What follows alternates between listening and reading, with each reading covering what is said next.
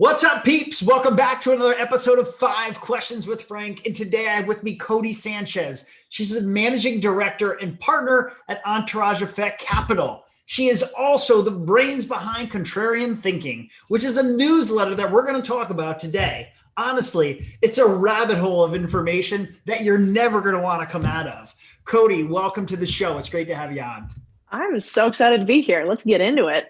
All right. So before we jump into it, you have a pretty impressive background. One of the things I love about having my own show is to kind of be the sleuth and go around and find out about my guests. You have a really impressive background.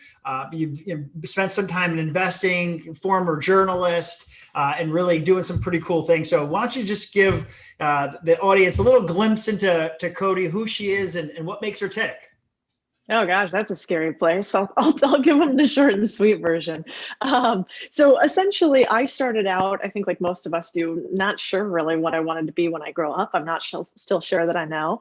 But I was a journalist, actually, conflict reporting, human trafficking, drug smuggling along the US-Mexico border. Definitely not the Wall Street and private equity deal that I do now. But essentially, we wrote a bunch of stories, we won a bunch of awards, and then Frank, you and I have had this convo before, but I sort of realized, man, I'm not making that much of a difference. I'm, raising awareness, but I'm not changing people's lives. And I think the way you change people's lives is actually through financial freedom. So I was like, I don't know much about money. I'm an immigrant. I come from parents who didn't get a chance to go to college. So I was like, I better figure out what this really means.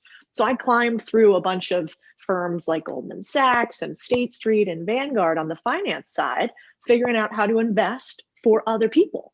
And then one day, another light switch flipped for me, and I realized, wait a second, how come I'm making all this money for big, huge firms? Why don't I figure out how to invest in small businesses myself, create my own portfolio, build my own private equity and venture capital fund? And so we did that, not alone. I had partners. And that just got me to think we should share the ideas that we've come across. We should put the hand down that so many other people did for me.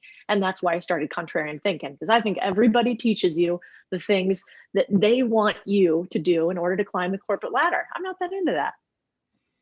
Cool. Well, I'm so excited to have you on, because I think a lot of people, when you think about a newsletter, it's like, where do I even start? And there's so much that, probably the downside or the things that people say, well, this is going to stop me from doing it. I don't want to do it or whatever. So really interested over the next, 20 minutes or whatever it is that we take here, just to really get into your reasoning behind it and some of the ways that you've been able to scale this newsletter. So you started Contrarian Thinking early this year in January, and you scaled it to 100,000 subscribers.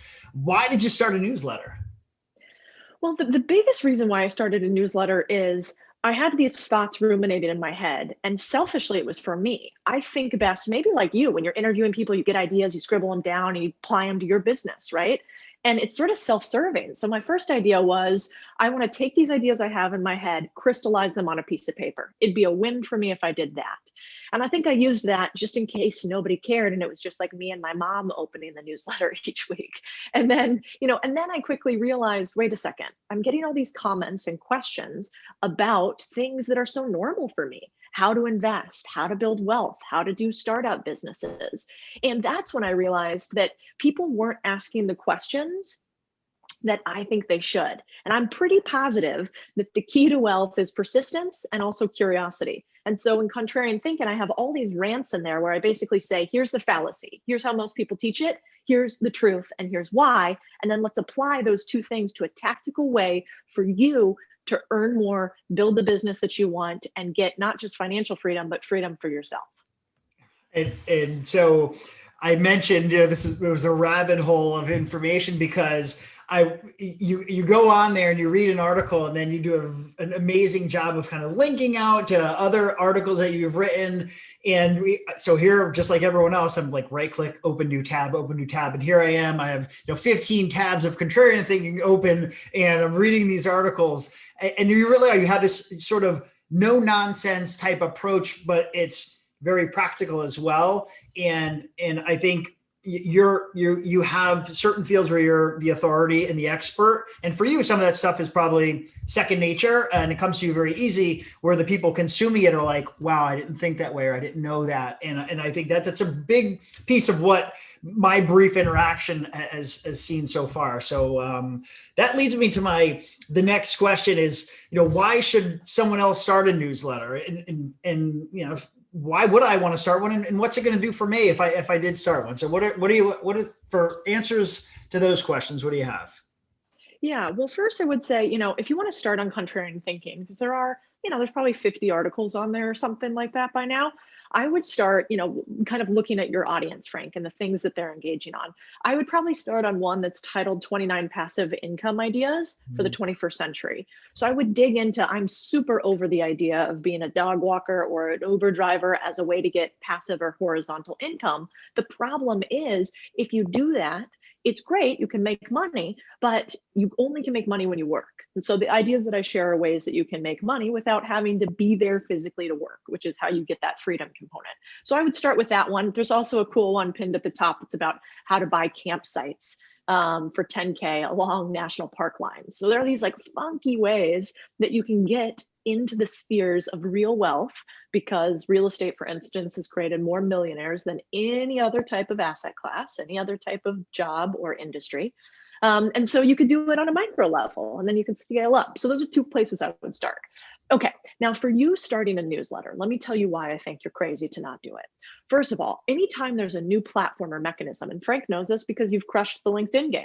I mean, there's still fewer people doing LinkedIn videos than there are people on Instagram, than there are people doing stuff on Twitter, than even YouTube, although that's an interesting channel that I know that you have figured out too. And so there's a new platform that is the newsletter. And this used to be an old platform called email lists, except now it has a community component of it. The beautiful part for anybody listening is it's become easier than ever. You go to substack.com, you click 4 buttons to start a newsletter. It auto allows you to have premium subscribers, so paid subscribers if you want, and it auto allows you to have a community all within the software. So for newbies that don't want to spend much time, you get to create a funnel of information that drives people to you for your expertise as opposed to you having to chase them, and that simultaneously gives you the opportunity to make money. You can do it through premium subscriptions. You can do it through affiliates. You can sell info products. You could sell whatever your product is now. So that's why I think you should do it. New platform, ability to scale, ability to pull people to you as opposed to go chase them. So you touched briefly, and I want to unpack a little bit. You talked about making money. So when you think of like me, when I reason with how I'm going to part with my money, which I work extremely hard for. So anytime I spend my money, I'm like, what's my ROI on this? And the thing is that a lot of honestly, the 29 passive income ideas post, which was awesome. I went through them, and some of them were like, wow, I never thought of that. So there's things in there where people will pay all this money to talk to someone, to get on the phone with an authority or whatever, or pay some coach. So I have a newsletter, and I charge people, I don't know, I think you said you can charge people a premium. So I charge them, $5, $10, whatever it is a month to access my newsletter, where it's pretty awesome ideas. So you can charge these people to sign up for the newsletter and consume the content. And of course, you build this up. I don't know, you said you have 100,000 subscribers. If they were paying even a small amount of money, that's a lot of recurring revenue. So the ways you make money on it, aside from maybe that and some of the other things you mentioned, can we talk a little bit about making money on there? Because it seems like you get 100,000 subscribers, and that's a lot of attention. You could probably make some decent money. Yeah, so I haven't done the premium aspect lately, but that's mostly because I'm lazy. And to have a premium component, usually you have to give the premium payers some extra stuff, right? But you and I know that you always want more people in the funnel. So you still got to have the free newsletter that you have in order to get more subscribers overall, but then you got to create premium content that's above and beyond. So there's lots of different ways people do this. They'll have like a book club. They'll do live, weekly or monthly Q&A that only their premium subscribers get. They'll do like office hours. What I'm thinking of doing is creating sort of a monthly webinar that dives really deep with experts into these areas that I talk about that are wealth generating. So like a bunch of people who have bought land by national parks, how do you actually do it step by step, and a playbook, and you get it if you're premium. So I'm working on that in the back end. But the way that I monetized up front was twofold. One, I created a product on Gumroad, which is so easy. It's for info products. And to be frank, that's funny. It didn't do that well. It does like $1,000 a month or something, which is okay. But it was about how to get into cannabis because I kept getting asked that question since that's what our fund focuses on. So I created this guide and whatever, it scratched an itch. I don't do anything for it. It does all right. But then I created a course specifically on how to become a deal maker, how to do M&A, how to buy small businesses. I created it with a friend of mine that knows how to do these courses. I really don't. So that would be my step 2 for you is, find somebody. If you're the content guy or you're the strategic guy, find the marketer. If you're the marketer, find, the content guy. If you're the ideal visionary person, then find your operator, right? Who will actually execute on things. But the course was great, Frank, because we did 50K pre-launch because I put out to my group a very simple landing page. It cost me like $5 to create and $15 on Fiverr for somebody to design it. And I just said, hey, if we do this course, I'm only going to do it if 12,000, if we make 12K on this, because then that tells me there's enough people interested, and then I can hire people with that 12K. And if nobody else uses it, at least it's a break-even product, fine. And so by putting that out there, we got to 50K pre-launch. Now we're doing, 5 figures a month on it. A lot of variance there because we don't have ad spend. All of this is organic growth, $0 ad spend. If we add ad spend, I'm sure that would uptick. I'm bad at that, so I got to do research first. But that's what I would do next is create your own product, because the premium subscription will do it. That means you got to do work every week or every month. If you create a course, you can, build something once and sell it continuously, which is my favorite model. Yeah, I like the idea of that. And also, I mean, even though you mentioned, just for folks tuning in, I don't want to downplay the fact that, okay, yeah, $1,000 a month. I think there's ways to make that little bit of money and invest it in other things that you're doing. So it's like, okay, I'm making this little bit of money here, I'm putting the money back into here, and you're, maybe you're using that towards your ad spend. I mean, my YouTube channel doesn't make a lot of money, but it puts gas in my tank every month. So in me, I monetize my shows and my ads and my videos, and I'm like, I get a little gas money every month. So it's not a lot of money, but the extra money, you apply it towards other places. So I don't want a lot of people think that they're going to just make all this money overnight, or put a little bit of effort into something and start to see money right away. It seems like it's worked for you. And you did, you've experienced some success in a short period of time. So I'd love to know, how did you get to 100,000 subs so quickly? Yeah. Well, I think I would start with how do you get to 10K? So we wrote an entire piece day by day on your first 30 days, what to do if you have a newsletter and you started one, and how to get to your first 10K. Because 100K is that's a lot. And even for me, there's variance month by month. Some months we lose subscribers, some months we gain them. And so if you were to tell me that I was like going to have this goal of I need to get to 100K inside of 6 months, that would probably overwhelm me. I'd be like, I don't really know how to do that. I don't even have like 100 people I like that much. And so what I think is interesting is start with the smaller numbers. So get the newsletter with a goal to get your first 100 subscribers. And the way you do that is so easy. The problem is we're all scared. We're all scared to put our ideas out there. I mean, you and I talked about this at YEC, Frank, about, you run this really successful business that really has nothing to do with your YouTube videos or your LinkedIn videos by and large, right? And most people who run a big business like you, like they're like, oh, I'm very important. So like, of course I wouldn't go on, on these little videos and put myself out there. It's like an ego thing we have. And so you just have to get over the fact that if you do anything interesting, some people are going to have some feedback for you, good, bad, and otherwise. And so that first 100 subscribers should come from people you know. And the first thing that I do is you create your niche. So that's something that has the 3 C's, I call it. So curious, cash, and a crowd. So something that you're curious about, something that people will pay money for, ideally that you pay money for, or that people will make money from. And then the third is a crowd, that there are a group of people that are interested in this. And you can usually validate that by going and seeing if there's Facebook groups about it. So if there's a Facebook group that has tens of thousands, hundreds of thousands of subscribers, you nailed it. Perfect. That's your niche. Now, once you have those 3 things, you need to craft a little email. And that email is very, it's personal. It's like, hey, Frank, and we have examples of ours on the post, but it's like, hey, Frank, I started this newsletter because we're in this crazy pandemic world and I miss connecting with humans.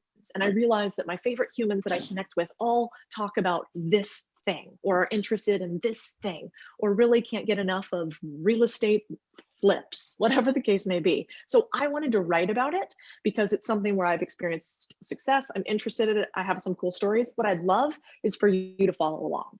And then you just include a subscribe link. You send that out to all of your Google contacts. You DM it to people on LinkedIn that you know. You put it on your social media sites, and you're going to be surprised. You'll have 100 subscribers within the first 2 or 3 days. And then you build on that by continuing to show up like you do and ask for the business. It's just like sales. Subscribe, subscribe, subscribe. And the more you do, the better you'll get.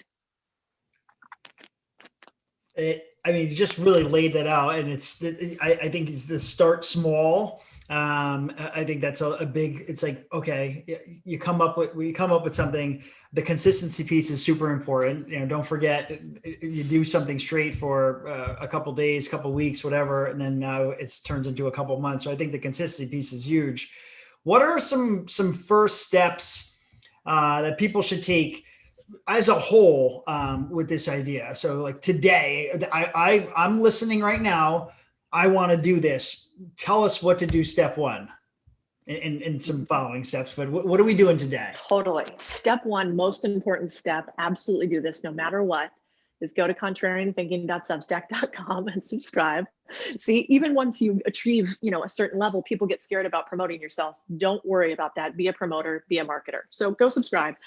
Your second step there would be ask yourself a couple questions, because first you have to know what you're going to write about, and you could apply this. You don't have to say you hate writing. You cannot imagine something worse than writing every day. Create a newsletter that's video based. Create a blog. Create a newsletter with a link to your YouTube. Create a newsletter that's an aggregator of the cool shit that other people are doing on the internet. There's a lot of different ways to do this, but first you have to ask yourself, what am I interested in? What am I willing to commit 1 year of posting at least once weekly about? 1 year weekly. And if you can think about that and just sit at home and say, like, what do I look up anyways? Look at my Instagram feed. Like, what's on here regardless? What do I talk to people about even though nobody pays me? Write down all of those ideas and then add the 3 C's to them. You're already curious. Now, will people pay for it, or do they make money from it?